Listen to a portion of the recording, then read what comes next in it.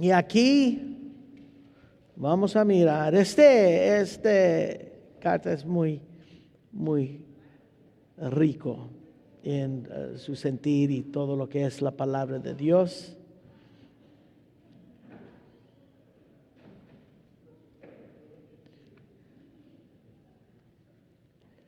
Solamente voy a leer 2 versículos. 1 Tesalonicenses capítulo 5, versículos 14 y 15. Dice: también os rogamos, hermanos, que amonestáis a los ociosos, alentáis a los de poco ánimo, sostengáis a los débiles, que seas pacientes para con todos. Mirar que ninguno pague a otro mal por mal, antes seguir siempre lo bueno unos para con los otros y para con todos. Oremos. Señor, gracias te damos por tu palabra. Gracias, Señor, por tu Espíritu Santo que nos ayuda a entenderlo. Gracias te damos, Señor, porque podemos estar aquí para estudiarla. Pedimos tu iluminación, Señor, que tú nos enseñas por medio de tu Espíritu y que podamos entender, Señor, lo que es tu voluntad para la iglesia. Y muchas veces, Señor, en tu palabra lo dice, porque esto es la voluntad de Dios. Y sabemos, Señor, que todo lo que está escrito para que el hombre de Dios sea enteramente preparado para toda buena obra, como dice tu palabra. También, Señor, pedimos por estas mujeres que van a ir a México, que tú los guardas en el camino, Señor, y que en todo ellos se llenan de esta comunión, de la enseñanza de tu palabra y de la música, Señor, que se va a compartir en esta conferencia.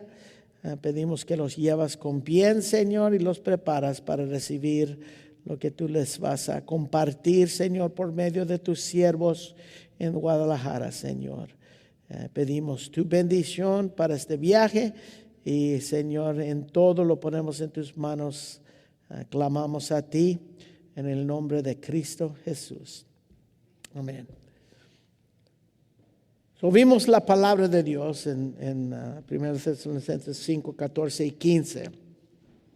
Y en la palabra de Dios hay varios ejemplos de cómo la iglesia era en los tiempos de las cartas del apóstol Pablo. Hay ejemplos de iglesias que eran eficaces, y iglesias que tenían problemas, como estamos estudiando la iglesia de Corinto. Y igual como hoy en día hay iglesias buenas, hay iglesias malas, hoy en día también. Y nosotros en estudiar una iglesia buena, una iglesia ejemplar, una iglesia que crecía espiritualmente, era estudiar la iglesia de Tesalónica. La iglesia de Tesalónica. Cuando vimos cómo el apóstol Pablo lo estableció en su segundo viaje misionero y cómo lo corrieron casi de ahí por el impacto que estaba teniendo en esa ciudad.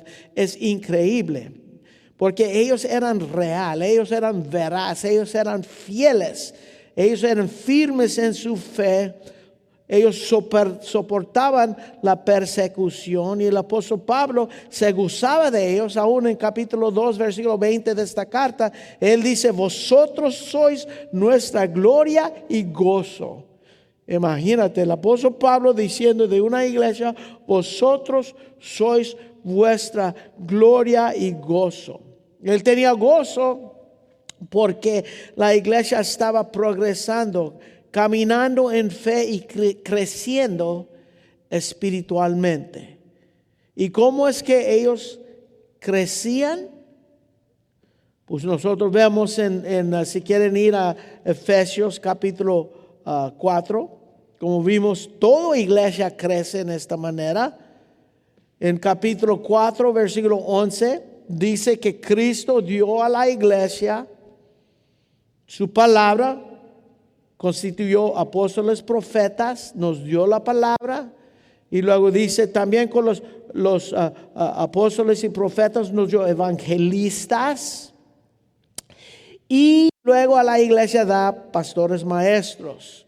Pastores maestros para perfeccionar a los santos para la obra del ministerio. ¿Okay? Y para la edificación, perfeccionar la obra del ministerio para la edificación del cuerpo. Ahí está, su crecimiento. Hasta que todos llegamos a la unidad de la fe, del conocimiento del Hijo de Dios, a un varón perfecto a la medida de la estatura de la plenitud de Cristo. Hay casi nada.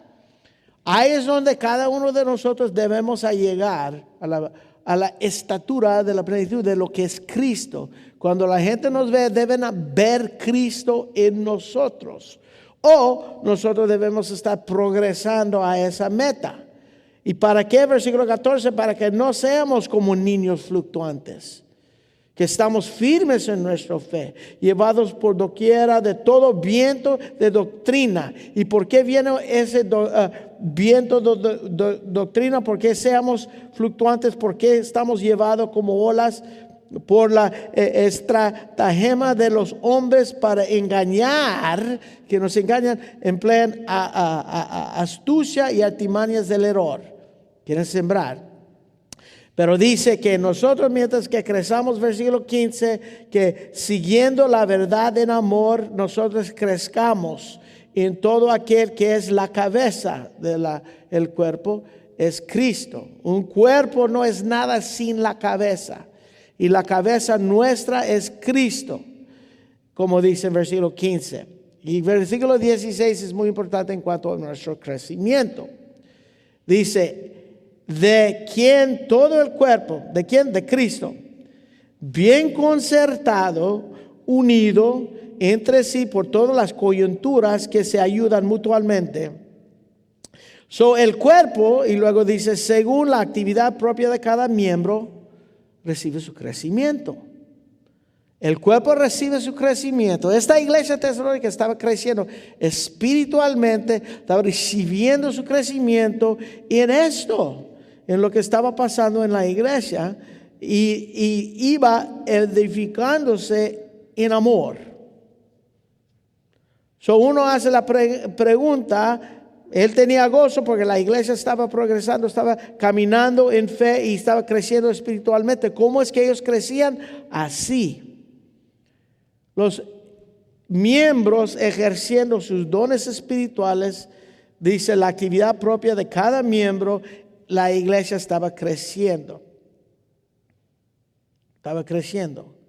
Pero en Tesalónica crecían también, eliminando la transgresión en ella, eliminando iniquidad en ella, eliminando el pecado en ella.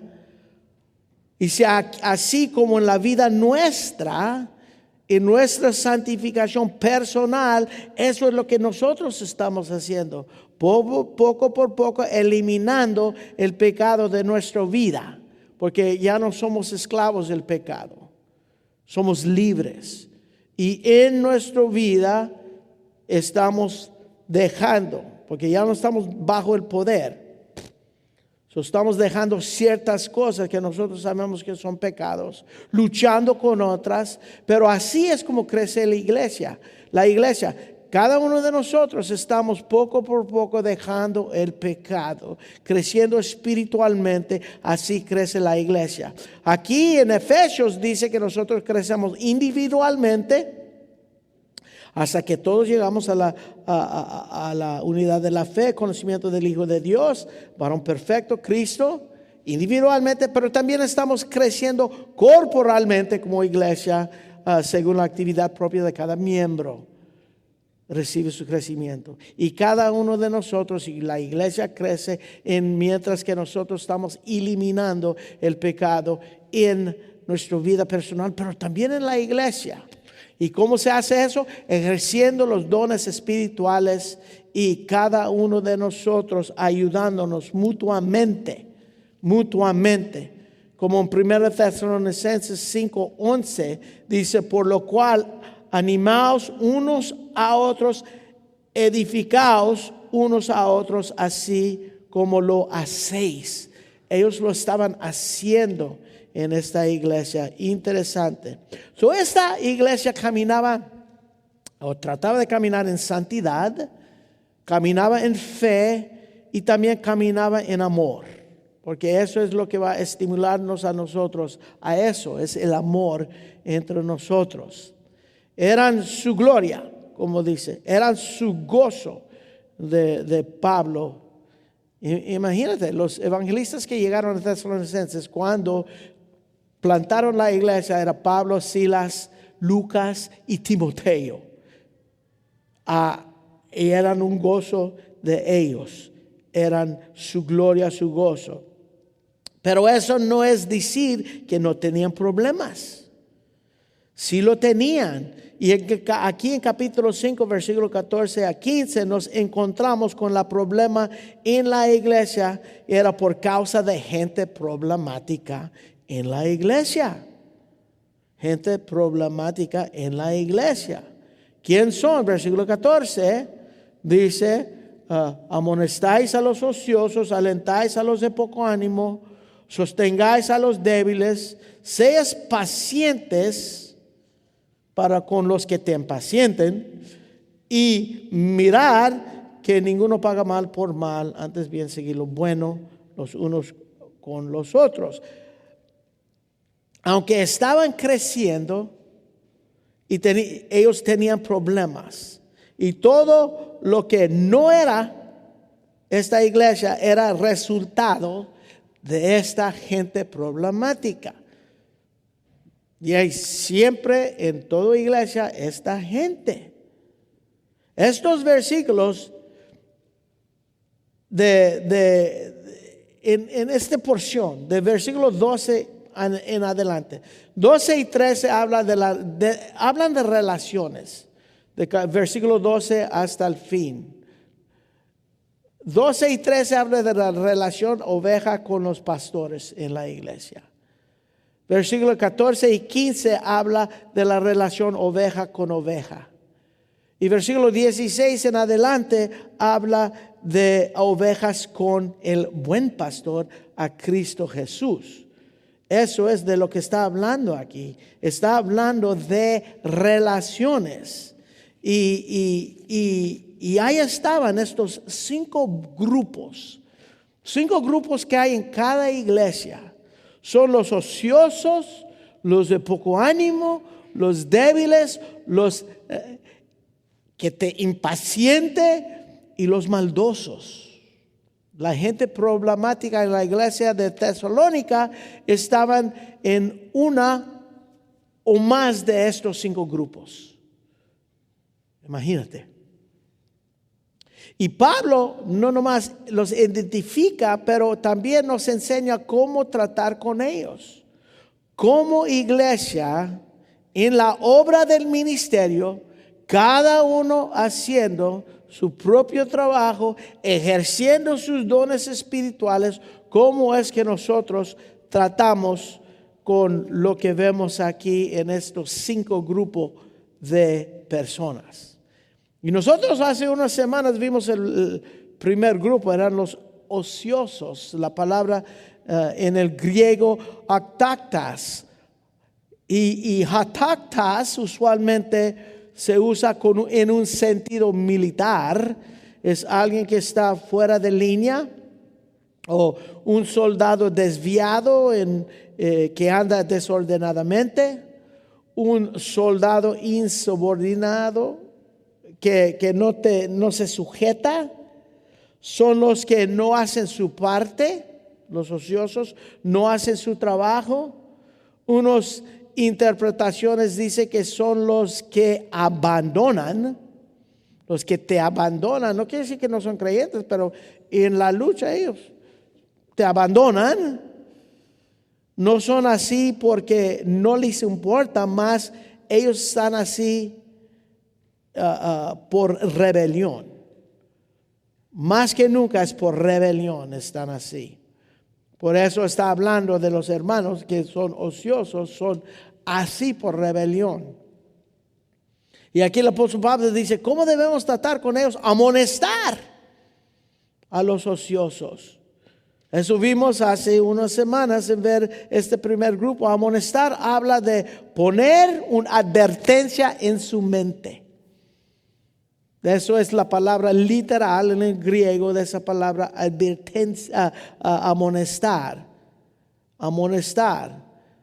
Eso es lo que quiere decir. Que poner la palabra de Dios o confrontarlos con la palabra de Dios. Como dice, amonestáis a los ociosos. Y que así vimos varias veces cómo lo podemos hacer. Ahora, el segundo grupo son los de poco ánimo. Los de poco ánimo. Ahora que estamos estudiando los dones espirituales, los que tienen los dones para esto, dice, alentáis a los de poco ánimo, dice aquí. ¿Quién son los de poco ánimo? Estos son los miedosos. Los de poco ánimo. Poco ánimo es una palabra muy interesante. En el griego aligapsikas. Aligapsikas quiere decir, viene de dos palabras. Viene de dos palabras. Pequeña y de la palabra alma. Pequeña y alma. Y la mejor manera de ilustrar es tomar la palabra opuesta. Megalapsikas. Megalapsikas, eso quiere decir grande alma. Ahora, ¿quién es un hombre o una persona con una grande alma?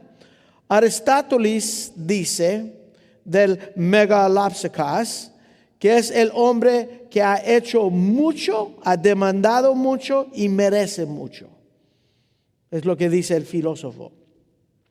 Pero esa megalapsikas, que es el opuesto de aquí, el de poco ánimo, refiere a una persona que toma riesgo porque hay verdad que defender. Eso es uno que es que es opuesto de poco ánimo. Esta palabra refiere a la persona con valentía, a la persona audaz. Refiere a una persona que da su vida por lo correcto. Megalapsikas. Da su vida por lo correcto. La persona que busca aventura, que ama un desafío, que busca su competición, que busca la batalla porque quiere saborear la victoria. Eso es. Él es el que es valiente en frente de la dificultad. Es esa palabra, que no teme la persecución, el que tiene visión, hace grandes cosas porque ve cada oportunidad que se presenta y va adelante. Eso es el opuesto del de poco ánimo. Pablo aquí habla de los que están en medio de la iglesia, temblando de temor, son los aligapsikas. Los de alma pequeño. Ahora, ¿quiénes son ellos? Ellos son los que aborrecen cambio. Que aborrecen cambio. Les gusta todo igual siempre. No me gusta que cambie. ¿Por qué? Porque temen. Temen lo que no conocen. Ellos temen la incertidumbre. Y hermanos, hoy en día estamos viviendo en tiempos muy inciertos. Ellos se preocupan por todo, tienen falta de valentía. Esos están en la iglesia, en toda iglesia. ¿Okay? No quieren hacer algo nuevo. Aman la seguridad. Solamente quieren caminar donde alguien ya ha caminado. Ya es así, ya lo conocemos. Siempre lo hemos hecho así, así debe seguir haciéndolo porque temen un cambio, temen tomar riesgos, quieren una vida sin riesgo, con seguridad absoluta. Los de poco ánimo son los que temen persecución, tienen miedo de comunicar a Cristo Jesús porque alguien tal vez le va a dar va a ser en opuestos, va a dar oposición a su testimonio de Cristo. Y esta gente usualmente son tristes, siempre preocupados, siempre deprimidos, desanimados, desilusionados.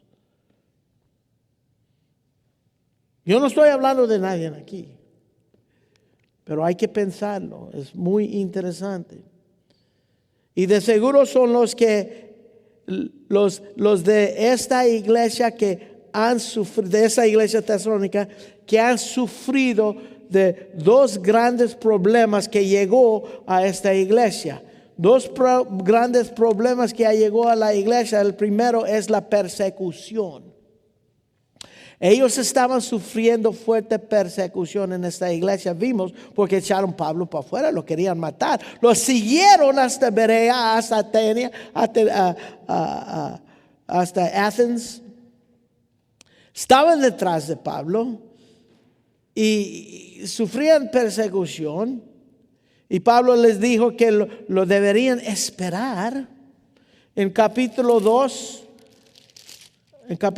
versículo 1, dice: porque vosotros mismos sabéis, hermanos, de vuestra visita a vosotros no resultó vana, pues habiendo antes padecido y sido ultrajados en Filipos, como sabéis, tuvimos de nuevo en nuestro Dios para anunciaros el evangelio de Dios en medio de gran oposición. Y luego el versículo 14 dice: porque vosotros, hermanos, venisteis a ser imitadores de las iglesias de Dios en Cristo Jesús que están en Judea, pues habéis padecido de vuestra propia nación las mismas cosas que ellas padecieron de los judíos. Él dijo: espera esto, ustedes están sufriendo esto. Ellos de poco ánimo eran víctimas de eso. Ellos los de poco ánimo pensaban que era el fin. Ya. Ese es uno de los problemas de esa iglesia. La segunda es que también por la muerte de sus familiares y de sus amigos, ellos estaban tristes. Ellos pensaban que iban a ser dejados en el arrebatamiento de la iglesia. Y Pablo les tiene que decir: no. Los muertos en Cristo resucitarán primero.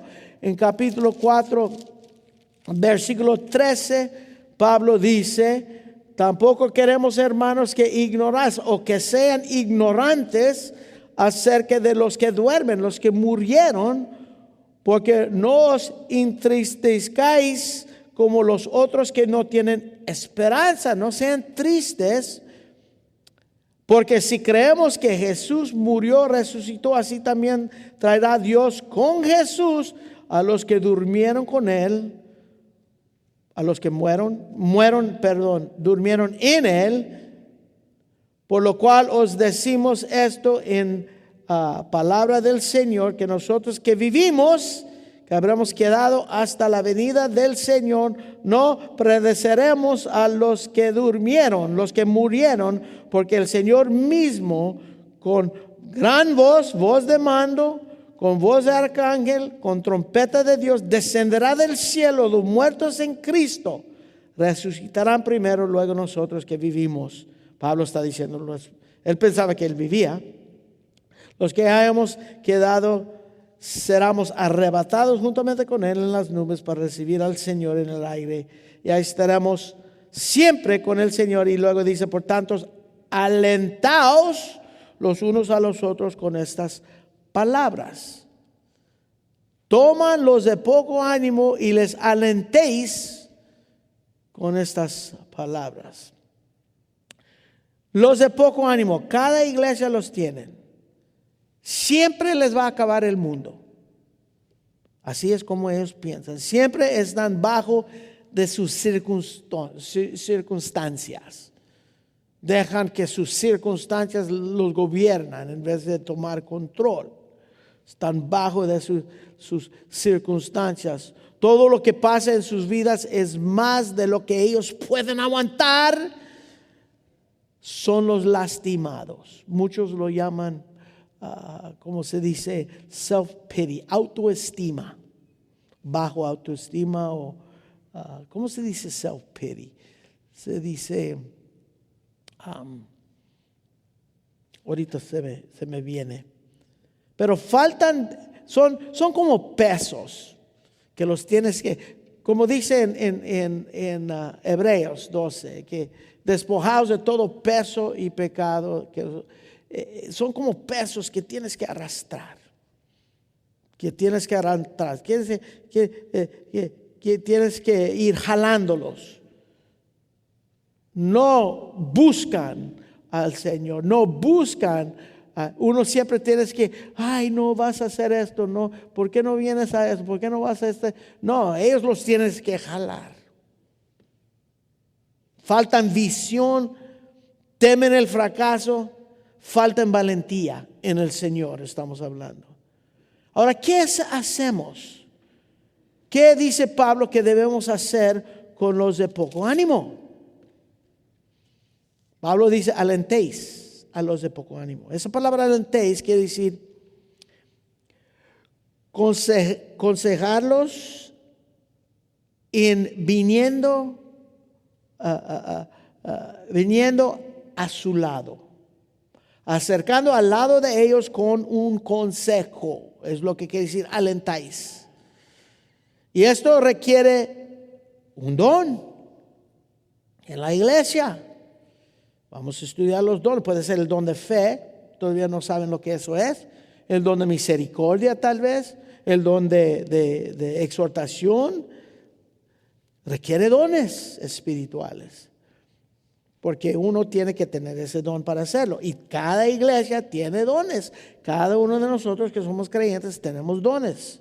Si no saben lo que son, tal vez después que estudiamos capítulo 12, 13, 14 de 1 Corintios, ya saben quién son sus dones. Pero si tú ves a alguien así de negativo, de temeroso, tienes que venir a su lado y hablarles. Para hacer eso tienes que desarrollar una amistad con ellos. Tiene la idea de consolar, la idea de reanimar, de confortar, de renovar. La única manera que puedes hacer eso es con una relación. Y ya las mujeres van a entrar en ese Dios es relacional. Tienes que tener una relación. Tenemos que entender que es trabajo oveja con oveja. Yo soy oveja también, oveja con ovejas, pero es el trabajo de la iglesia. Es el trabajo de ustedes. Cuando ves a alguien así, no simplemente vas con otro con el chisme, mira, este siempre está. No, tú vas a esa persona porque lo amas y lo vas a. Tenemos que entender que es trabajo oveja con oveja, es la obra del ministerio. Y la pregunta es, si tú no lo haces siendo oveja, ¿quién lo va a hacer? Porque podemos estudiar el discipulado, entender las estrategias de ir a evangelizar y discipular, pero esto es en lo práctico lo que debemos estar haciendo. Muchas veces dice, yo quiero ir a evangelizar, pues vaya, es una buena cosa de hacer, pero también tenemos que tratar y animar, alentar, amonestar y, ¿cómo se dice? Tratar con los que están aquí ya, a darles enseñanza, amor personal, íntimo, comunión. Y eso es la idea de esto. Alentáis a los es muy personal, es íntimo. Comunión de creyentes que son más fuertes, maduros y ayudan a los que tienen problemas. Y no es por cuestión de años. Alguien puede estar en la iglesia 25 años y un nuevo que tiene 2 años, animarlo. Porque el de 2 años está avanzando rápidamente tal vez. Está creciendo personalmente en las cosas de Dios más rápido. Pero tenemos que hacerlo y tenemos que hacerlo con frecuencia a los de poco ánimo. ¿Por qué? Porque tenemos que hacerlo y seguir haciéndolo porque pueden caer en lo mismo. Hasta que Dios les da ese reconocimiento y de eso, y ellos comienzan en sí buscar las cosas de Dios.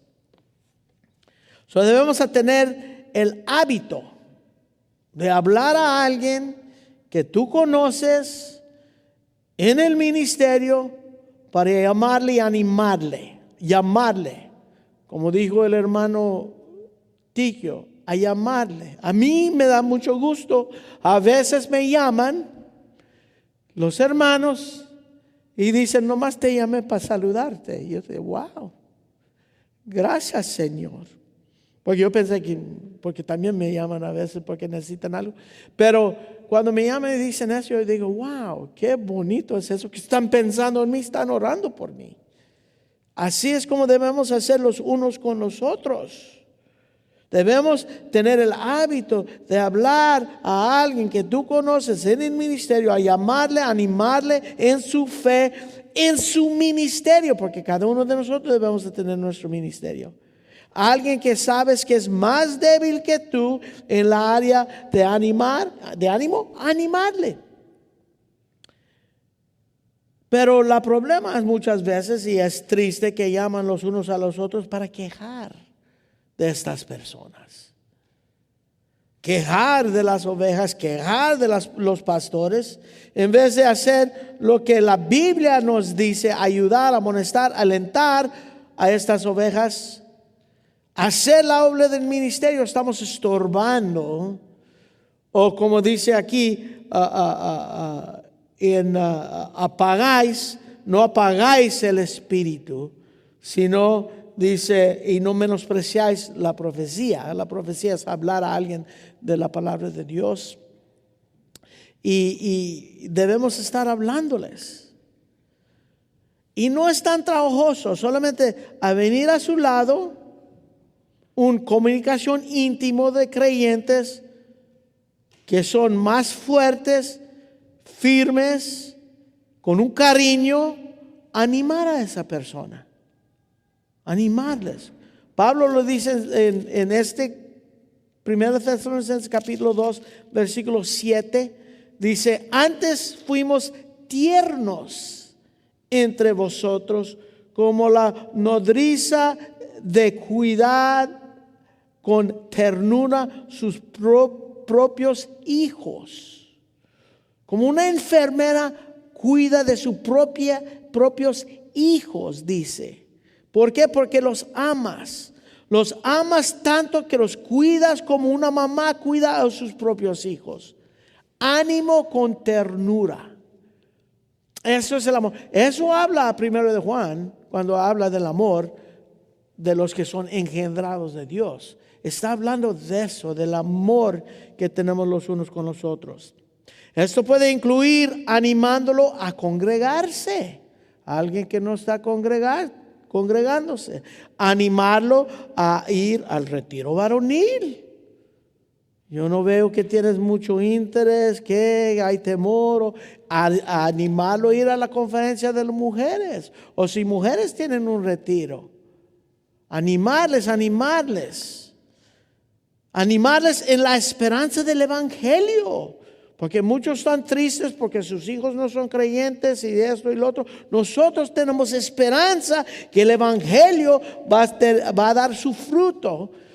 Estamos acercándolos a la iglesia, hablándoles del evangelio con esa esperanza. Porque todavía no están muertos, como dice en Eclesiastés 7:2. Los vivos lo van a guardar en su corazón cuando uno va al lugar de luto, a un funeral.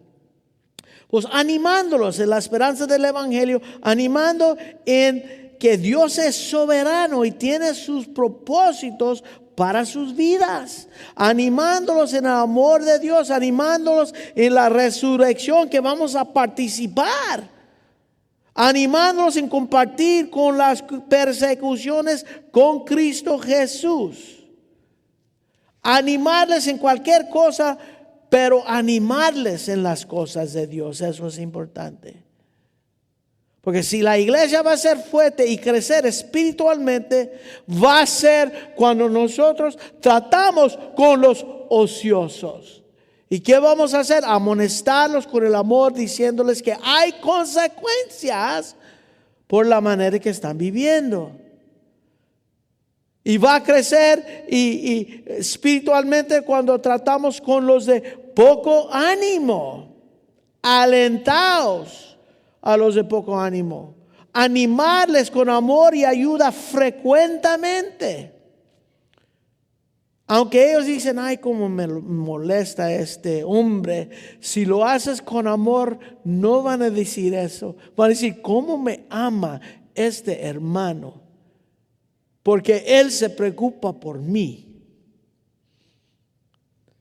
Mi pregunta a ustedes es, ¿lo han hecho esta semana?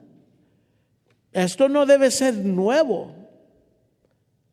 Yo sé, a mí me lo han hecho, me han llamado. Me llama, ¿por qué? Nomás quería hablar contigo, a ver cómo estás. ¡Wow! ¿Has llamado a un hermano en esta semana? A cualquier hermano. Y es interesante que dijo eso Tiki hoy. Interesante, ¿lo has llamado? ¿Cómo era esa conversación? ¿Era chisme? ¿Era algo negativo? ¿Era mundano? ¿Era para levantarte a ti mismo lo que tú has hecho? ¿O era por tu propia agenda? ¿O era para animar esa persona en las cosas de Dios? Tenemos que tratar con las ovejas personalmente. Eso es la obra del ministerio. Porque cuando los ociosos se ponen en línea y los de poco ánimo comienzan a experimentar la ventura de lo que es la vida cristiana, quitamos lo que estorba a la iglesia. Y la iglesia puede mover adelante. Luego hay los débiles, los que te impacienten y los maldosos. Pero eso es para otro tiempo. Oramos. Padre, gracias te damos, Señor, por esta exhortación del apóstol Pablo a una iglesia que como él dice, es su gloria y su gozo. Una iglesia que está creciendo en esta manera. Y Pablo tiene el amor para ellos, para decir que se tiene que tratar entre ustedes con este ánimo. Y pedimos, Padre, que nosotros podemos ser ese tipo de iglesia. Que nosotros no solamente nos cerramos en nuestra propia vida, pero que nos preocupamos por los unos a los otros. Y si nosotros estamos cerrados, Señor, que nos abrimos. Que vemos, Señor, cuando alguien nos llama, que eso es amor que esa persona tiene por mí. Y le damos la bienvenida de ese tipo de llamada. Gracias te damos, Señor, porque tú nos has dado dones espirituales para cumplir y hacer esto en el amor de Cristo. Tú has derramado ese amor en nuestro corazón con el Espíritu que tú nos diste. Yo pido, Padre, por esta iglesia hoy en día que muestre el amor los unos con los otros, Señor. Porque somos de la cabeza que es Cristo y queremos ser como tú. Gracias te damos en el nombre de Cristo Jesús. Amén. Ponemos en pie por el último canto.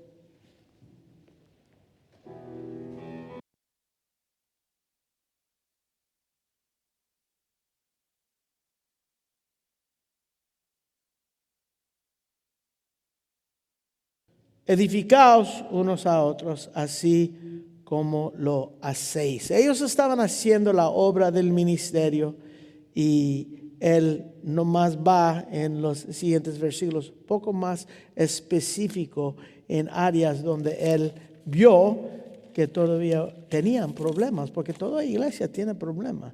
Y damos gracias a Dios por eso. Y te doy gracias a Dios porque nosotros estamos listos para aprender y listos para marchar, caminar en las cosas que Dios ha puesto delante de nosotros sin temor.